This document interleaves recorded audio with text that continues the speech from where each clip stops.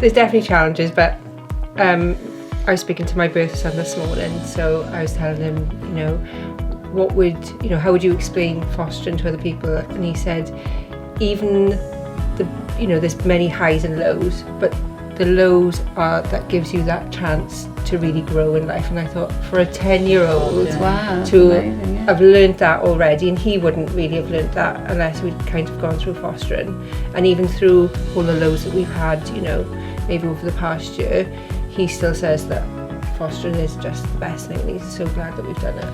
But there are challenges, aren't there? You've just got to keep on. There are. And hang on in there. Our little one, at the moment, he's having a tough time at the moment.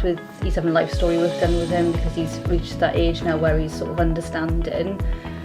And the hardest thing for me is just watching him go through it.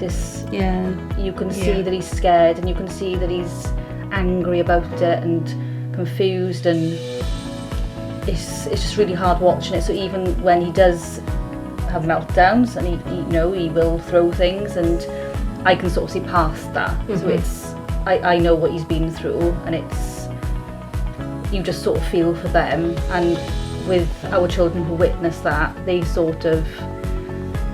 feel that empathy for him, because they can see how much he struggles. And but I think with his social worker is really on board with him. Like, our little boy loves his social worker, and whenever he comes over, like, they play together.